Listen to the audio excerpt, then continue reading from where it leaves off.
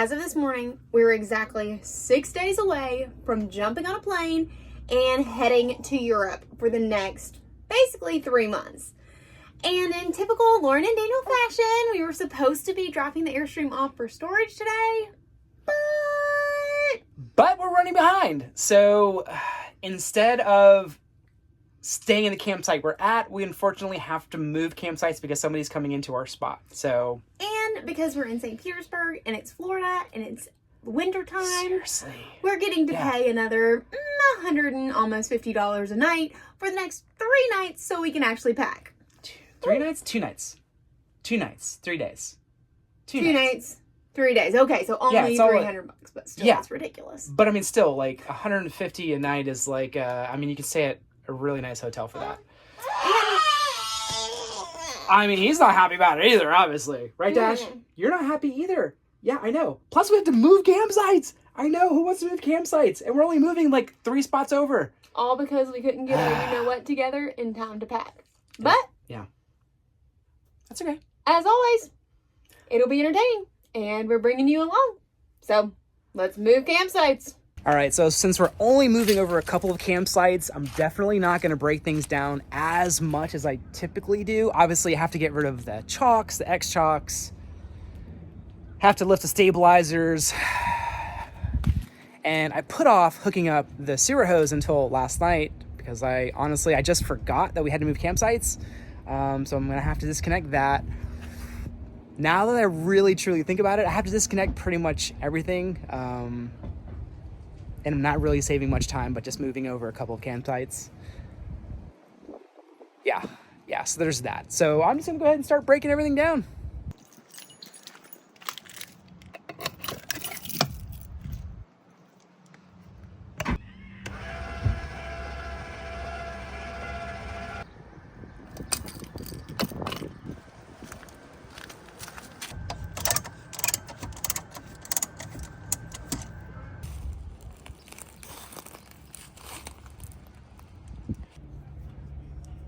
I mean, to some extent, it's nice that we're only moving over a couple campsites. On the downside, it's kind of like we're just... That campsite might as well just be like 100 miles away because the setup and breakdown is very, very similar. Granted, I'm just going to put a few things in a bin and kind of walk to the next campsite. But for the most part, you have to break down completely just to move a few spots. So there's that. Moral story here is just be better planners than us. 0 out of 5 flamingos for planning. The good news is the inside is really easy to prep for a day like today because we're only moving like 5 sites down. Pretty much, fingers crossed, nothing will really move in here. Pending Daniel doesn't hit any really big bumps. I honestly thought there wouldn't be that much breakdown outside, but it's like the same. It's like we're just basically moving 100 miles away from here. But the good news is I was able to just walk over some gear to the new site, so I didn't have to like pack in the truck or anything. So that was convenient. Okay, well that's win. So I think we're about ready in here. I did do the dishes. Oh, hey now. There you go. Making progress. Baby Dash, that's not how you use a pacifier. Say, it's a 2-toy. Look at that. He's like, I'm going to rip this thing apart with my new teeth. Oh, yeah. Let's see your new teeth. Can we see your new teeth? Look at the teeth. Oh, there's the teeth. Look. You can see them now. Oh, the teeth. Okay. Oh, no. Okay. Oh, your other tooth just broke through last night. His other front tooth just broke through. Oh, there you go. That's why he's... Okay. That's why you need something to chew on. Your teeth are just busting through every day. There you go. Yeah, his front tooth just broke through. His other one. Look at that. Wow. I think it's officially time to hitch up. But we're not doing this time because we're not fueling up or dieseling up. We're just hitching up because we're only going down a few sites.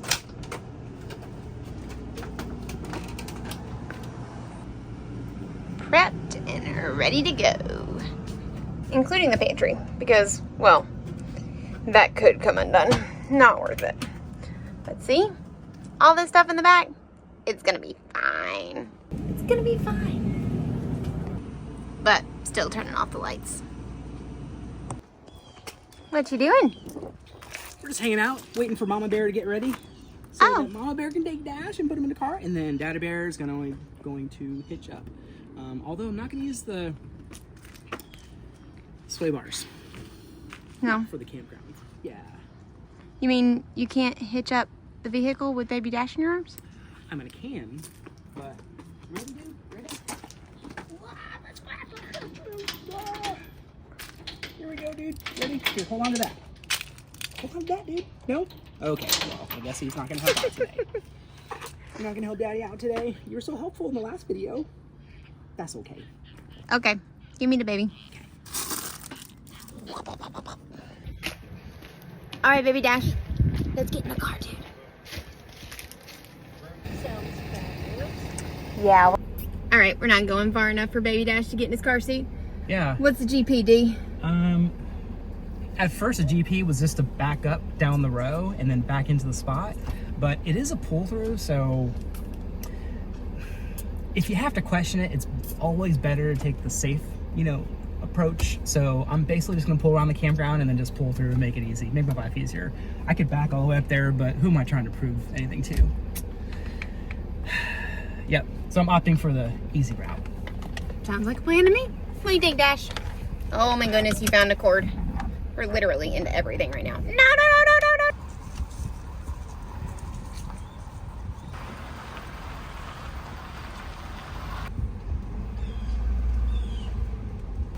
These are cute little setups with the picnic table and umbrella. Right. I mean, you had a patio set up at this campground. It was probably like $500 a night down here. It's pretty pricey, honestly. We're a little bit on the hater train right now about how expensive campgrounds are.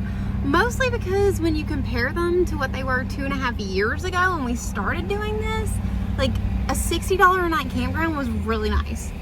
Now, like almost everywhere we go, it's over $100 a night to bring your home with you. That's ridiculousness. Looks like we're not the only ones coming in or out today. I was originally thinking that it'd be easier to go around the campground, but apparently not. Might have been easier to just back up down the road. Seriously, because it was a bottleneck of campers at the front, Okay, I think this is our road right here.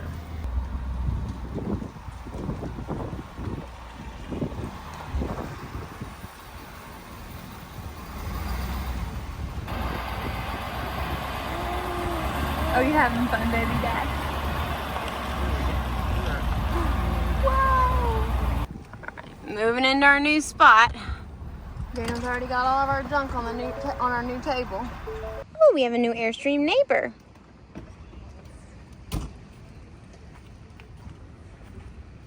What I'm doing right now is I'm checking the level left to right because if it's within 2 degrees, I usually don't mess with it. And it's exactly at 2 degrees. It's like right on the fence. I will say if it's less than 2 degrees and we're only here for like a night or two, like who cares? But it's exactly 2 degrees. So what are you gonna do? Oh, I'm gonna level it because my OCD brain can't handle that. If it was like 1.99, I would not do anything. Okay, get on that then. Can you try just pulling it forward a little bit and see if that makes a difference? I think so. Let me do that. That'll make it a little bit easier. Okay. That's a good idea. Okay, he moved it, but I missed him doing that. Did that work? That was a good idea. Now we're at 1.5 and I don't care anymore. So we're good. Unhitch her then.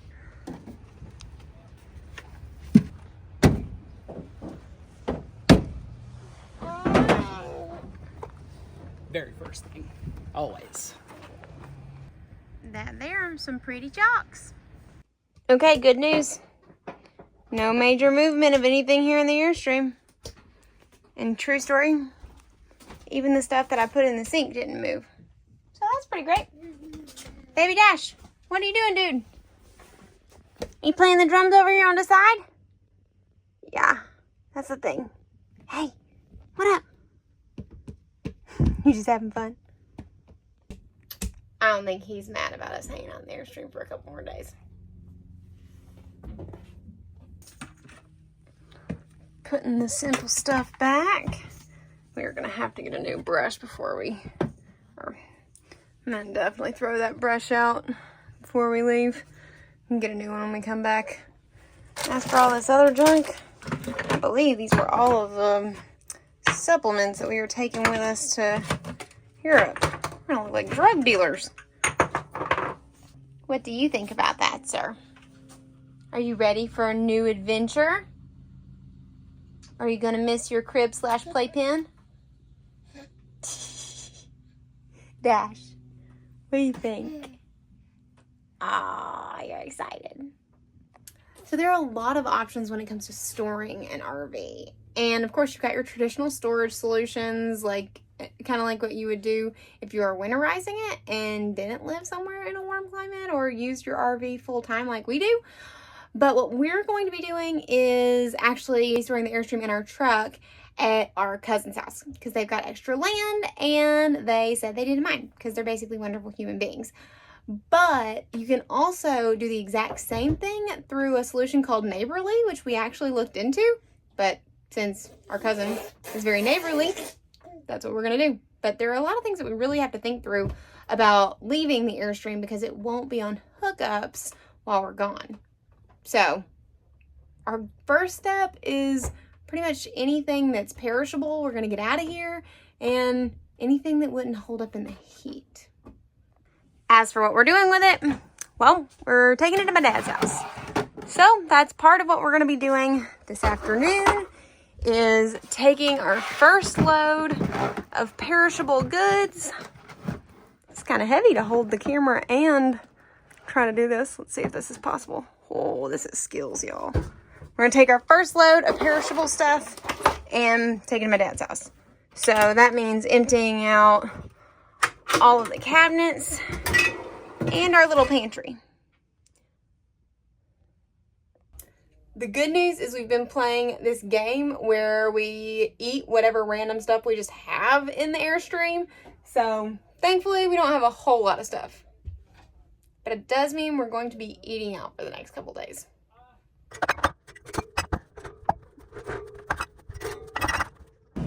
It looks so empty up here. You like how our water jug thing is like wonky-ified? Ooh, look though, this is a great opportunity to do some deep cleaning. To the truck it goes.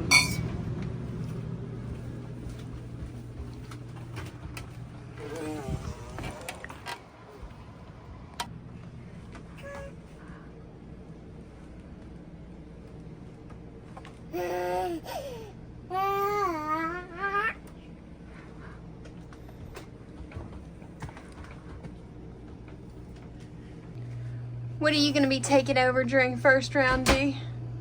It's funny enough, I'm grabbing my running stuff. There's like certain stuff that I know I want to race in Europe, and I don't want to forget that. Well, what races are you doing in Europe? I'm doing the Barcelona Marathon in March, and we're doing the London Marathon together in April. But, I mean, if we run across 5K somewhere, whether it be Paris or Barcelona or somewhere around there, I'm not going to turn that down because that would just be fun. Is running gear going to be the hardest thing for you to pack, like light? Probably. I have way too much running crap. This is one of like 4 bins, and I have a lot of running shoes. So like deciding which running shoes to take. If you've seen our organizational video, you know that Laura and I have a shoe addiction. Yeah. No, Lauren doesn't have a shoe addiction. Daniel has a shoe addiction. He even buys her shoes, and that's how we have too many shoes in the Airstream. That's true. That's pretty accurate. Yeah. So, I mean, I even have like 4 pairs of running glasses. I have to figure out which pair of running glasses I'm going to bring. I have a lot of running crap. So, and then there's running fuel. There's like, you have to have the right socks. I mean, there's a lot of big decisions that need to be made. And all that is before we even get to Dash's stuff, because we've got to figure out what to bring for Dash, because we've got some big items that need to go, like the running stroller, which I need to figure out how to get it there, and I think I have an idea. We're going to look into that a little bit later. So before this trip, and really before the Airstream, we used to travel internationally full time. We did it for almost 2 years pre-pandemic. Oh, hold on. Let me show you how much stuff I already have in the truck. Hello, pantry. My dad's gonna love this. But when we traveled internationally, we did it really minimally. AKA, it was just me and Dee. We had 2 international suitcases and we would carry 2 backpacks. And it was amazing because we could be basically anywhere. So even though we have a baby, we're gonna try to do that again. Mostly because we're going to spend most of our time in Spain, but then we're gonna go over to Paris because Dash obviously has to see the Eiffel Tower. We've never done the channel between Paris and London, so we're gonna do that. And then run the London Marathon. So we really have to pack light. But packing light and traveling with a baby and all of Daniel's running gear, it's gonna be entertaining. We'll see if it actually comes to fruition. All right, Dee, ready for the first run to my dad's house? Yes. Yes. Yeah. I'm sure you've already mentioned it by now, well, how minimalistically we're packing. So, Yeah. Fill them in. Full 411. Yeah. Gives me a little anxiety just because it's been a while. And because I actually have done all the planning right down to like which local bus we need to take to get to which train station and so on. I know that we're going to be walking quite a bit with whatever we carry. So we don't want to be like those tourists that are like walking like a quarter of a mile or 3/4 of a mile or longer. I think the longest is 0.9 miles specifically, with a bunch of crap down the streets. Suitcases and backpacks and all that stuff. So we need to be very selective about what we bring. This is going to be interesting, no doubt. Most importantly, bring baby Dash. Are you excited? Yeah. It's gonna be awesome, isn't it, dude? Are you excited? Dash. No, you just want to chew on everything? That's fair. This is gonna be really hard. This is like, yeah, running, fuel, and okay, yeah.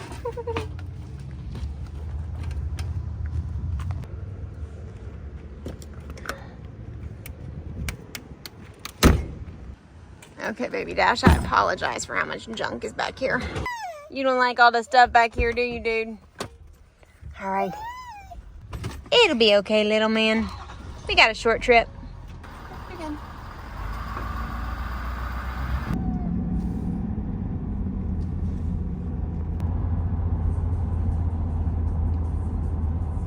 Somebody got in a good little nap.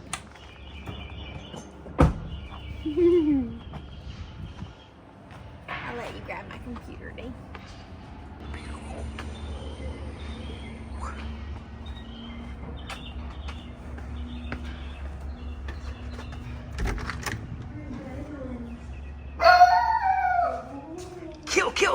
Kill, Bella, kill! Attack dog! Recording a little update for y'all. At this point, the plan is to essentially move as many of our nice clothes as we can into Lauren's parents' house to store.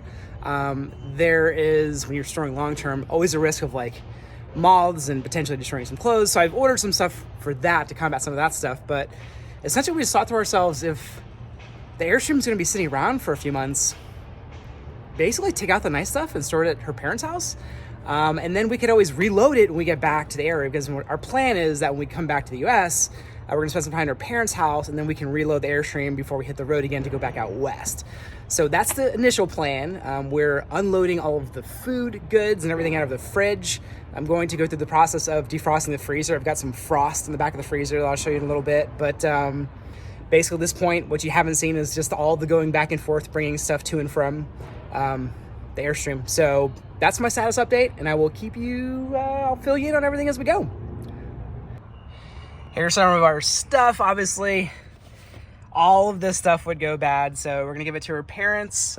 These things wouldn't necessarily go bad, but then we've got, you know, all of our clothes bins back there as well that we're gonna bring inside. Yeah, so that's where we're at today.